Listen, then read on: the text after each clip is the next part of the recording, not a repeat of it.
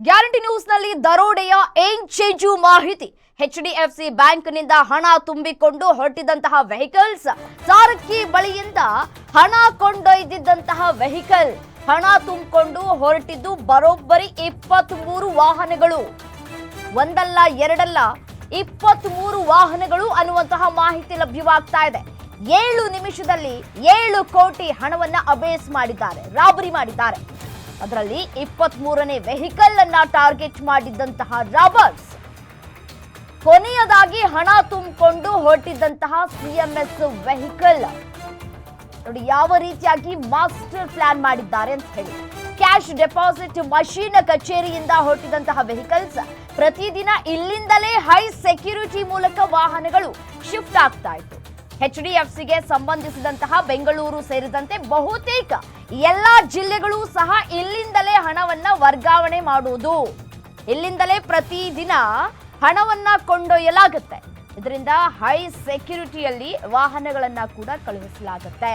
JP ನಗರ ಮಧ್ಯಾಹ್ನ 12 ಗಂಟೆಯೊಳಗೆ ಎಟಿಎಂಗಳಿಗೆ ಹಣವನ್ನ ತುಂಬಬೇಕಾಗಿತ್ತು. ಆ ವಾಹನದಲ್ಲಿ ಇದ್ದವರು 2 ಗನ್ಮ್ಯಾನ್, ಒಬ್ಬ ಕ್ಯಾಶಿಯರ್, ಡ್ರೈವರ್. ದರೋಡೆ ಸುದ್ದಿ ತಿಳಿದು ಸಿಎಂಎಸ್ ಸಂಸ್ಥೆಯನ್ನ ಸಂಪರ್ಕ ಮಾಡಿದ್ದಂತಹ ಪೊಲೀಸ್ನವರು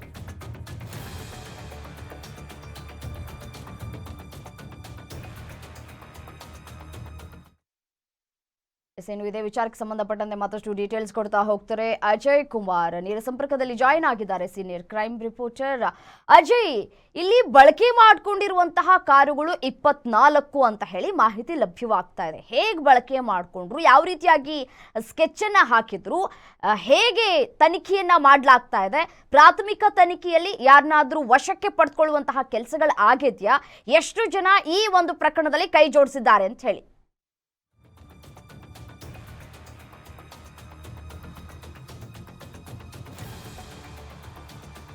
ಖಂಡಿತವಾಗ್ಲೂ ರಮ್ಯಾ, ಈಗಾಗಲೇ ಏನೋ ಬಹುತೇಕವಾಗಿ ಈಗಾಗಲೇ 20 ಗಂಟೆಗಳು ಕೂಡ ಕಳೆದಿದೆ. ಈ ಒಂದು ಹಣವನ್ನ ಲೂಟಿ ಮಾಡಿ ಈಗ ಆ ಹಣ ಎಲ್ಲಿಂದ ಹೋಯ್ತು ಅಂತೇಳಿ ನೋಡ್ತಾ ಹೋಗೋದ್ರೆ ಸಾರಕ್ಕಿ ಬಳಿ ಇರುವಂತಹ SDFC ಏನೋ ಬ್ಯಾಂಕ್ ಏನಿದೆ ಅದಕ್ಕೆ ಇಲ್ಲಿ ಕ್ಯಾಶ್ ಅನ್ನ ಇಲ್ಲಿ ತಂದು ಸಂಗ್ರಹಣೆಯನ್ನ ಮಾಡಲಾಗತ್ತೆ. ಇಲ್ಲಿಂದ ಪ್ರತಿಯೊಂದು ATMಗಳಿಗೆ ಮತ್ತೆ SDFCಗೆ ಸಂಬಂಧಪಟ್ಟಂತ ATM ಆಗಿರ್ಬೋದು, ಮತ್ತೆ ಬೆಂಗಳೂರು ಸೇರಿದಂತೆ ಬೇರೆ ಬೇರೆ ಜಿಲ್ಲೆಗಳಿಗೂ ಕೂಡ ಇಲ್ಲಿಂದ ಹಣವ ವರ್ಗಾವಣೆ ಆಗುತ್ತೆ. ಸೊ ಈಗ ಆ ಒಂದು ಪ್ರದೇಶದಲ್ಲಿ ಕೂಡ ನಾವು ಕೂಡ ಇರುವಂತದ್ದು. ಈಗ ದೃಶ್ಯಲ್ಲಿ ಸಹ ನೋಡ್ತಾ ಇರ್ಬೋದು, ಈ ಒಂದು ಸಾರಕ್ಕಿ ಬಳಿ ಇರುವಂತ ಏನು SDFC ಏನು ಇದಿದೆ ಇಲ್ಲಿಂದಲೇ ಪ್ರತಿಯೊಂದಕ್ಕೂ ಕೂಡ ಹಣವನ್ನು ಹೋಗುತ್ತೆ. ಸೊ ಹೀಗಾಗಿ ಆ ಒಂದು ರಾಬರ್ಸ್ ಏನಿದ್ದಾರೆ ಇಲ್ಲಿಂದಾನೇ ಅವರನ್ನ ಫಾಲೋ ಕೂಡ ಮಾಡ್ಕೊಂಡು ಹೋಗಿದ್ದಾರೆ, ಒಂದು ಟೀಮ್ ಅನ್ನೋ ಮಾಹಿತಿ ಕೂಡ ಇರುವಂತದ್ದು.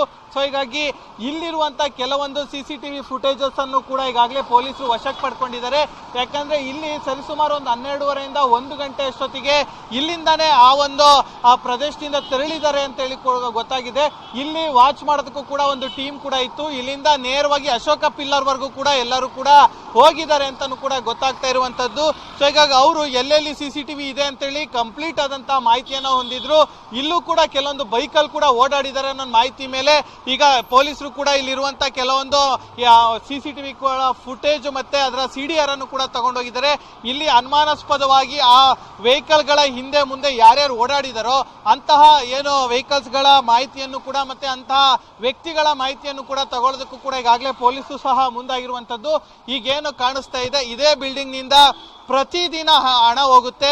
ಇಲ್ಲಿ ಒಂದು ವ್ಯಾನ್ ಅಲ್ಲಿ 7 ಕೋಟಿ ಹೋಗಿರುವಂತದ್ದು. ಹಂಗೆ 20ರಿಂದ 30 ಗಾಡಿ ನಿನ್ನೆ ಆ ಒಂದು ಮಧ್ಯಾಹ್ನ ಸಮಯಕ್ಕೆ ಕೂಡ ಹೋಗಿದೆ ಅನ್ನೋ ಮಾಹಿತಿ ಕೂಡ ಇರುವಂತದ್ದು. ಮತ್ತೆ ಇದು ಬರೀ ಬೆಂಗಳೂರು ಅಷ್ಟೇ ಅಲ್ಲದೆ ಬೇರೆ ಬೇರೆ ಜಿಲ್ಲೆಗಳಿಗೂ ಕೂಡ ಹೋಗುತ್ತೆ. ಕೆಲವೊಂದ್ಸಲ ಅನಿವಾರ್ಯತೆ ಇದ್ದಿದ್ದೇ ಆದಲ್ಲಿ ಬೇರೆ ಬೇರೆ ರಾಜ್ಯಕ್ಕೂ ಕೂಡ ಹೋಗುತ್ತೆ ಅನ್ನೋ ಒಂದು ಮಾಹಿತಿ ಕೂಡ ಇರುವಂತದ್ದು. ಸೊ ಹೀಗಾಗಿ ಪೊಲೀಸರು ಕೂಡ ಆ ಎಲ್ಲಾ ಮಾಹಿತಿಯನ್ನು ಕೂಡ ಪಡ್ಕೊಳ್ತಾ ಇದ್ದಾರೆ.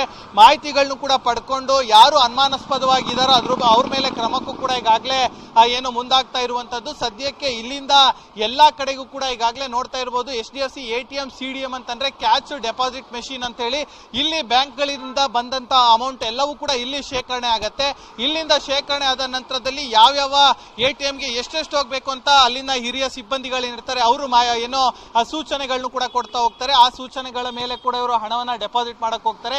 ನಿನ್ನೆ ಕೂಡ ಅದೇ ರೀತಿಯ ಕೂಡ ಆಗಿರುವಂತದ್ದು. ಸೊ ಹೀಗಾಗಿ ಆ ಸಂದರ್ಭದಲ್ಲಿ ಕೂಡ ಪಕ್ಕಾ ಪ್ಲಾನ್ ಮಾಡಿರುವಂತ ಏನು ರಾಬರ್ಸ್ ಏನಿದ್ರೆ ಇಲ್ಲೂ ಕೂಡ ಅವರು ಓಡಾಟವನ್ನ ಮಾಡಿದ್ದಾರೆ.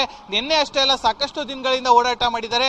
ಆ ವೆಹಿಕಲ್ ಎಷ್ಟೊತ್ತಿಗೆ ಹೊರಗೆ ಬರುತ್ತೆ, ಮತ್ತೆ ಯಾವಾಗ ಹೊರಗೆ ಬರುತ್ತೆ, ಎಲ್ಲೆಲ್ಲಿ ಇರುತ್ತೆ, ಮತ್ತೆ ಎಲ್ಲೆಲ್ಲಿ ಏನು ಅದರ ಮೂವ್ಮೆಂಟ್ಸ್ ಎಲ್ಲಿರುತ್ತೆ, ಮತ್ತೆ ಆ ವೆಹಿಕಲ್ ಯಾವ್ಯಾವ ಏರಿಯಾಕ್ಕೆ ಹೋಗುತ್ತೆ, ಇವೆಲ್ಲವನ್ನು ಕೂಡ ಅವರು ಸರ್ಚ್ ಮಾಡಿದ್ದಾರೆ. ನಿನ್ನೆನೂ ಕೂಡ ಅದೇ ರೀತಿ ಮಾಡಿ ಇಲ್ಲಿಂದ ಕೂಡ ಹೋಗುವಂತ ಕೆಲಸ ಮಾಡಿದರೆ.